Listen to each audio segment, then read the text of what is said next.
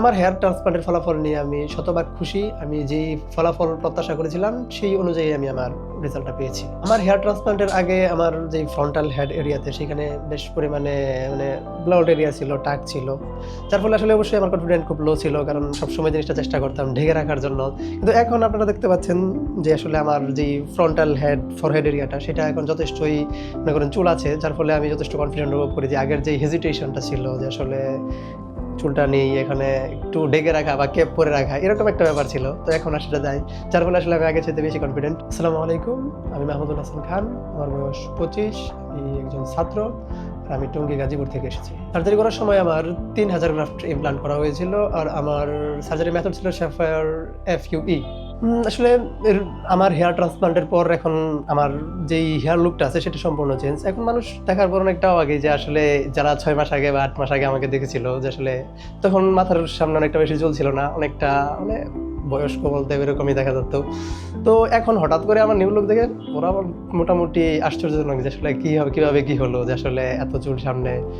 তারপর ওদেরকে আমি বললাম যে আসলে হেয়ার ট্রান্সপ্লান্টের ফলে আসলে আমার এই যে ফরহেড এরিয়াটা সেখান থেকে আমরা কিছু 3000 গ্রাফট ট্রান্সপ্লান্ট করেছি, আর এখন আমার যেই আগের লুকটা আছে যেটা আমার আগে ছিল ছোটোবেলায় সেই লুকটা আমি ফিরে পাইছি। আসলে আমার যেই হেয়ার ট্রান্সপ্লান্টের পরে যেই চুলটা আসছে সেটা অবশ্যই ন্যাচারাল মনে হয়। আসলে এটা আমি গেস করার জন্য আসলে আমার যে বন্ধু বান্ধব যারা জানেন আসলে আমি ট্রান্সপ্লান্ট করছি তাদেরকে মাঝে মাঝে জিজ্ঞেস করতাম দেখ তো চুলগুলা কেমন হয়েছে, এটা কি, আমি যে মাঝে মাঝে বলতাম যে এই চুলগুলো তো আর্টিফিশিয়াল করা, এটা কি বোঝা যায় আর্টিফিশিয়াল? না, এটা তো আসলে আর্টিফিশিয়াল যে সেটা বোঝা যায় না, তো কীভাবে আর্টিফিশিয়াল চুল কীভাবে করলি? আমি তারপর বললাম যে আসলে না, আসলে আর্টিফিশিয়াল না, জাস্ট আমি চেক করার জন্য বলতেছিলাম জিনিসটা আর্টিফিশিয়াল, মানুষ জিনিসটা আর্টিফিশিয়ালি বুঝে কিনা যে আসলে এটা আর্টিফিশিয়াল। এটা হচ্ছে ন্যাচারাল চুল যেটা আসলে আমি ট্রান্সপ্লান্ট করেছি আমার মাথার মধ্যে 3000 গ্রাফট। তারপর সেটা এখান থেকে বড় হবে, এটা কাটাও যায়, অলরেডি আমি একবার কাটছি চুল, এখন মোটামুটি দেখছেন আবার বড় হয়ে যাচ্ছে। তো ন্যাচারাল চুলের মতোই বড় হবে, কাটা যাবে, নিজের ধোয়া যাবে, টানা যাবে। আর টানাটানি করলে বেশি টানাটানি করলে উপরে ছিঁড়ে যাবে, কারণ নর্মাল চুল তো অবশ্যই সব চুলেই টানাটানি করলে ছিঁড়ে যায়, যেগুলো আমাদের জন্মগত এই চুলগুলো টানলে ছিঁড়ে যায়, তো এইগুলো টানলে ছিঁড়ে যাবে, সমস্যা নাই, এইভাবে টানাটানি করা দরকার নেই। তবে স্বাভাবিক চুলগুলো যেরকম হয় ঠিক সেইভাবেই এগুলো বেড়ে উঠবে, তাদের লাইফ সাইকেল ঠিক সেমভাবেই হবে। আমার হেয়ার ট্রান্সপ্লান্টের 15 দিন পর থেকে আসলে হেয়ার শেডিং যে ফেজ সেটা শুরু হয়। তো হেয়ার শেডিং ফেজ শুরু হওয়ার পর থেকেই মোটামুটি চুলগুলা পড়তে থাকে সামনের দিক থেকে, যে ইমপ্লান্ট করছিলাম চুলগুলা 3000, সেখান থেকে আস্তে আস্তে চুলগুলো ঝরে যেতে থাকে। তো আমি এই ব্যাপারটা নিয়ে অনেক বেশি অ্যানালাইসিস করছি, অনেক বেশি রিসার্চ করছি, তার ফলে আমি জানতাম যে আসলে 15 দিন পর থেকেই চুল পড়াগুলা খুব নর্মাল ব্যাপার, এখানে কোনো সমস্যা নাই। তবে 3 মাস পর থেকে আবার চুলগুলা আবার ওই জায়গা থেকে গজে উঠবে পুরা থেকে। কিন্তু আমার যারা বন্ধু বান্ধব ছিল, যারা আসলে ব্যাপারগুলো জানতো না, যারা আমার সাথে দেখছে, তারা তো অনেক সময় করতো কিরে এত টাকা খরচ করে তুই এত চুলগুলা ট্রান্সপ্লান্ট করলি, এখন দেখে আবার খালি হয়ে গেছে, তো কি তোর তো এটা লস, এটা তো একটা স্ক্যাম করলো তোর সাথে। আমি না, ব্যাপার না, এরকমটা কিছু হবে না, আবার 3 মাস পর থেকে তুই এটা বিশ্বাস করো। ওদের যেই অনেস্ট রিয়াকশনটা ছিল সেটা, তুই এটা বিশ্বাস করো যে আসলে 3 মাস পর থেকে আর চলবে? হ্যাঁ, আমি বিশ্বাস করি, কারণ এটা বিজ্ঞানসম্মত।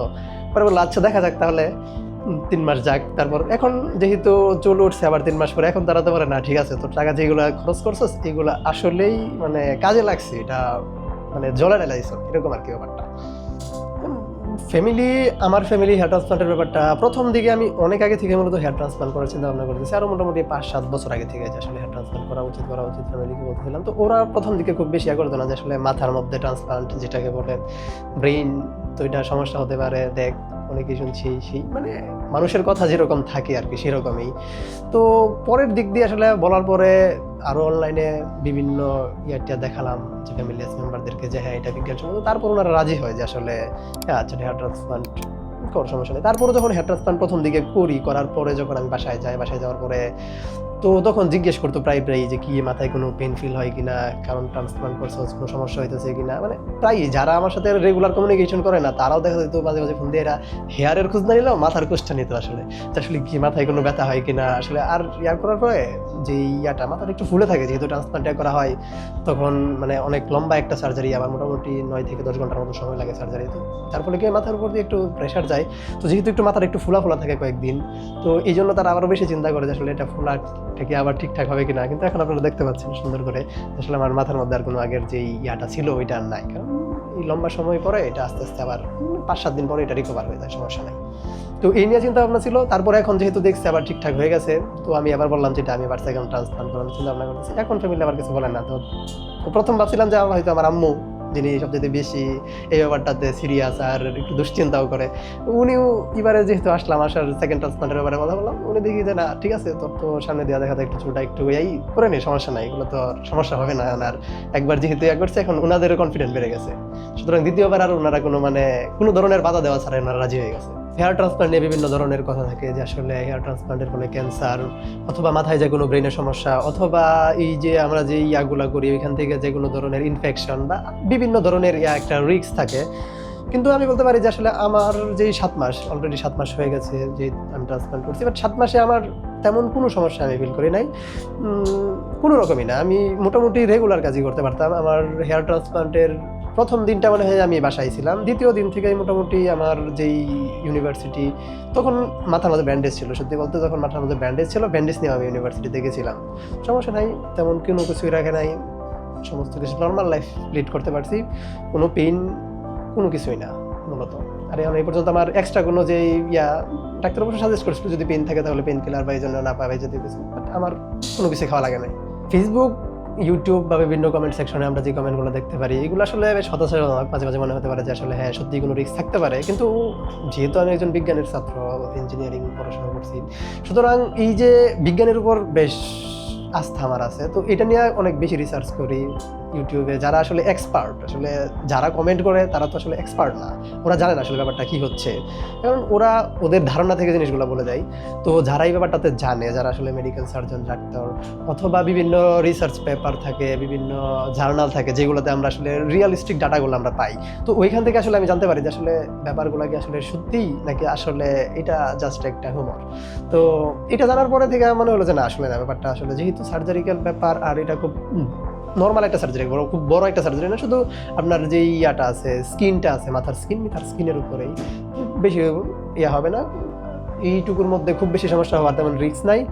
আর যদি আপনি এই যে hair free and hair grow যে ক্লিনিকটা আছে, এই ক্লিনিকের মতো যদি হাইলি হাইজিন মেনটেন করেন, মানে খুব ধরনের মানে যেটাকে বলে পরিষ্কার পরিচ্ছন্নতা সব কিছু মেনটেন করে করেন, তাহলে তো কোনো সমস্যাই নাই। আর যেই আমাদের যেই ইনফেকশনগুলো তো সম্পূর্ণটাই হয় জীবাণুর কারণে। আপনি যদি ওই জিনিসটাকে পরিষ্কার রাখতে পারেন তাহলে কোনো ধরনের সমস্যা হবে না। আর যেহেতু আপনাদের যে আছে, যে এখানে যে ক্লিনিকটা আছে খুব সুন্দরভাবে পরিষ্কার পরিচ্ছন্ন গোছানোভাবে আপনাদেরকে একটা মানে সার্জারি উপহার দেবে, পাশাপাশি আপনাদেরকে যেই 7 দিন, প্রথম যে 7 দিনের ফেজটা, এটা একটু ক্রুশাল। এই টাইমে আপনাদের যে ডোনর এরিয়া, তারপরে ইমপ্লান্টেড এরিয়া, এটুকুর এক্সট্রা যত্ন নেওয়া লাগে যাতে এটাকে কোনো সমস্যা না হয়। তো এই সময় যাতে ওনারা আপনাদের খোঁজখবর রাখবে, সমস্যা নাই। আর ওনাদের যে রিকোয়ারমেন্ট আছে, ওনাদের যে দিক নির্দেশনাগুলো আছে, ওইগুলোতে চললে আশা করি আপনাদেরও কোনো সমস্যা হবে না এই ফ্রেজটাতে হেয়ার ট্রান্সপ্লান্টের পরে। আমি hair free and hair grow ক্লিনিকের স্টাফ এবং ডক্টর আর যারা আছেন সবার আচরণ, বিহেভিয়ার এবং ওভারঅল অ্যাক্টিভিটিস নিয়ে আমি খুব বেশি পরিমাণে সন্তুষ্ট, কারণ আমি এই পর্যন্ত যতবারই আসছি ওনাদের সাথে, ওনাদের কাছ থেকে খুব আন্তরিক ব্যবহার এবং সৌহার্দ্যপূর্ণ যে আচরণ সেটা আমি পেয়েছি। তাদের কাছ থেকে সর্বোচ্চ সহযোগিতা। ওনারা মাঝে মাঝে ফোন দিয়ে আমার কাছে খোঁজখবর নিতেন যে আসলে কেমন যাচ্ছে, চুলগুলো কি বেশি হচ্ছে, কোন সময় কোন ট্রিটমেন্টটা নেওয়া উচিত। আর এমনিতেও যদি আমার কোনো প্রয়োজন হতো তাহলে ওদের হোয়াটসঅ্যাপ বা ওনাদের ফোন নাম্বারে আসলে যোগাযোগ করার ক্ষেত্রে ওনারা ওনাদের প্রয়োজন মতো, ওনাদের সাধ্যমতো আমাদেরকে চেষ্টা করতো, সবসময় আনসার করতো, রিপ্লাই করতো, কথা বলতো। তো ওইখান থেকে আমি আসলে শতভাগ সন্তুষ্ট ওনাদের আচরণে। অনেকেই আছেন যারা আসলে তাদের হেয়ার ফল অলরেডি শুরু হয়ে গেছে বা অথবা কপালের দিক থেকে অনেকটা চুল উঠে গেছে, এখন হেয়ার ট্রান্সপ্লান্ট করাবেন ভাবছেন, কিন্তু আসলে এই ব্যাপারটাতে আসলে দ্বিধাগ্রস্ত আছেন যে আসলে পরবর্তীতে কোনো সমস্যা হবে কি না। তো তাদের উদ্দেশ্যে আমি এটাই বলবো যে আসলে এটা নিয়ে ভয় পাওয়ার কিছু নাই। এটা মেডিকেল সায়েন্স সম্পূর্ণভাবেই এটা সিদ্ধ করে যে আসলে এখানে কোনো সমস্যা নাই। খুব সমস্যা ছাড়াই, কোনো ধরনের পার্শ্ব প্রতিক্রিয়া ছাড়াই আপনারা এই কাজটা হেয়ার ট্রান্সপ্লান্ট করতে পারেন। আর অবশ্যই করার ক্ষেত্রে অবশ্যই চেষ্টা করবেন যেন আসলে যারা আসলে প্রপার সার্ভিসটা দিতে পারে ওদের কাছ থেকে সার্ভিসটা নেওয়ার জন্য। কারণ আপনি অনেক টাকা খরচ করবেন, আসলে কম আর বেশি, একটু কম বা বেশি হলেও কিন্তু আপনার যথেষ্ট পরিমাণে টাকা খরচ করতে হবে। এত টাকা খরচ করার পর যদি আপনি মনে করেন যে পারফেক্ট রেজাল্ট, যেটা আসলে আপনার যে আশানুরূপ রেজাল্ট, সেটা যদি আপনি না পান তাহলে অবশ্যই সকল হতাশ লাগবে যে আসলে এত টাকা খরচ করলাম তারপরেও আমি এই রেজাল্টটা পাই নাই। আমিও বাস্তব জীবনে 2 একজনকে দেখছি যারা আসলে ট্রান্সপ্লান্ট করছে, যারা মোটামুটি অনেক জায়গা থেকে করে মোটামুটি হতাশ যে আসলে এত টাকা খরচ করছি, তারপরেও রেজাল্ট আসছে, রেজাল্ট আসবে না তা না, হয়তো যেখানে আপনার 100%, 80%, 90% আসার কথা সেখানে আপনি 50% পাইছেন। তো চুলগুলা তখন দেখা যাবে যে একটু তো আমার হেয়ার গুলো দেখতে পারেন যে আসলে এখান থেকে কোনো কিন্তু বোঝা যায় না যে আমি যেখানে হেয়ার ট্রান্সপ্লান্ট করছি কোনো ধরনের স্পট বা দাগ এরকম নাই। কিন্তু আমি অনেককেই দেখছি যারা ট্রান্সপ্লান্ট করছে অন্য জায়গা থেকে, ওদের এখানে মানে হালকা হালকা ছোট ছোট আছে যে আসলে এখানে গ্রাফগুলো ইমপ্লান্ট করা হয়েছে, ওদেরকে দেখলে বোঝা যায় যে আসলে এখান থেকে গ্রাফগুলো ইমপ্লান্ট করা হয়েছে। এটাও আরেকটা আসলে সেন্সিটিভ ব্যাপার, কারণ কেউ যদি আপনাকে খুব কাছ থেকে দেখে তখন বুঝতে পারবে যে আসলে চুলের গোড়ার মধ্যে ছোট ছোট আছে। তো এটাই যে আসলে এটা নিয়ে ভয় পাওয়ার কিছু নাই, তবে এক্সপার্ট যারা আছে, যারা আসলে এই স্পেশালিস্ট এই ব্যাপারটাতে, ওদেরকে একজনকে খুঁজে আপনারা দেখতে পারেন। আর এইখানে যারা আছে Hair free and hair Grow clinic, ওইটাতেও আপনারা আসতে পারেন, কোনো সমস্যা নেই। আমি এখান থেকে শতভাগ মানে স্যাটিসফাইড। বাংলাদেশে অনেকগুলো এই হেয়ার ট্রান্সপ্লান্টের যে ক্লিনিকগুলো আছেন, সেগুলোতে আপনারা যোগাযোগ করতে পারেন। যোগাযোগ করার পরে আপনাদের যেখান থেকে ভালো লাগবে সেখান থেকে করতে পারেন। আর আমি সবার সাথে যোগাযোগ করার পরে, সবার সাথে না, মূলত বেশ কয়েকটা 5-6টা এরকম হবে যেগুলো আসলে খুব বেশি পরিচিত, তাদের সাথে আমি যোগাযোগ করছি, কথাবার্তা বলছি। বলার পরে আমি এখান থেকেই করালাম, কারণ এখানে আমার কাছে মনে হলো যে না, এখান থেকে যদি আমি করাই, এখান থেকে আসলে আমার রেজাল্টটা ভালো আসতে পারে সম্ভাবনা। কারণ ওদের সাথে কথা বলার পরে আর কিছুজনের মধ্যে বেশ মোটামুটি পার্থক্য দেখতে পারছি। ওনাদের যেই আন্তরিকতা, ওনাদের যে ক্লিনিকের যেই ইয়াটা আছে, পরিবেশ, পাশাপাশি ওনাদের যে ওটা দেখে মনে হলো যে না, আসলে এখান থেকে করলে, এখান থেকে আমি করেছি, তারপর 100% রেজাল্ট মোটামুটি যেটুকু মানে আশা করা যায়, মানে স্যাটিসফ্যাকশনের যতটুকু লেভেল আছে আমি পাইছি। এখন আপনারাও এখান থেকে দেখতে পারেন যদি আপনাদের হয়। আর আপনারা সবগুলাই দেখেন যেগুলো আপনাদের হাতে আছে, যেই ইয়াগুলো আছে আশপাশে, সবগুলোর মধ্যে যান, এখানেও আসেন, সমস্যা নেই। ডাক্তার আছে, ডাক্তারের সাথে কথা বলেন, স্টাফ আছে, স্টাফদের সাথে কথা বলেন। তারপর যদি আপনার মনে হয় ভালো, তাহলে এখান থেকে করাতে পারেন। আর যদি আপনার মনে না হয়, তাহলে আপনারা আপনাদের যেখান থেকে ভালো সেখানে দেখতে পারেন, কোনো সমস্যা নেই। যেখান থেকে করান, মানে ভালো একটা জায়গা থেকে করান, যারা আসলে স্পেশালিস্ট এই ব্যাপারটাতে। কারণ আপনার যেই চুলগুলো, গ্রাফটগুলো তুলে ফেলা হবে, সেইগুলা কিন্তু আর গজাবে না। তো যেই চুলগুলো যদি আপনার যদি রেজাল্টটা পুরোপুরি না আসে, তাহলে ওই চুলগুলো নষ্ট হয়ে যাবে। টাকা হয়তো আপনি ইনকাম করে ফেলতে পারবেন, আপনার যে টাকাটা নষ্ট হবে সেটা আবার আউট করতে পারবেন, কিন্তু চুলগুলো তো আর আপনি ফেরত পাবেন না। পরবর্তীতে যে ট্রান্সফার করাবেন, সেই জন্য আসলে এনাফ চুল থাকা লাগবে তো আপনার। সুতরাং পরবর্তীতে আসলে আফসোস করে লাভ হবে না। সুতরাং যাচাই বাছাই করে ভালো একটা জায়গা থেকে ভালো ট্রিটমেন্ট নেন। আমি স্পেশালি ধন্যবাদ জানাতে চাই Hair free and hair Grow ক্লিনিককে, এবং এখানকার যারা স্টাফ এবং ডক্টর আছে তাদের প্রতি আমি কৃতজ্ঞ। আমার এই যে 7 মাসের হেয়ার ট্রান্সপ্লান্ট জার্নি, এই জার্নিতে আমাকে নিরবিচ্ছিন্ন সাহায্য করার জন্য। আসলে আমার যেই লুক, যে প্রিভিয়াস লুক আর বর্তমান লুকের পার্থক্য, সেই পার্থক্যটা ওনাদের মাধ্যমে আসলে হয়েছে। সুতরাং আমি ওনাদের প্রতি কৃতজ্ঞ। 7 মাস যাবত ওনারা ছিলেন। ফিউচারেও যখন আমাদের প্রয়োজন হবে, আমি আবার বলছি যে আমি সেকেন্ড ট্রান্সপ্লান্ট করতে পারি, তো সেইখানে ওনারা থাকবেন ইনশাল্লাহ। সেটা তো আমি ওভারঅল ওনাদের প্রতি খুব বেশি পরিমাণে মানে কৃতজ্ঞ। পাশাপাশি আমার এই পারফেক্ট লুক দেওয়ার জন্য ওনাদেরকে ধন্যবাদ।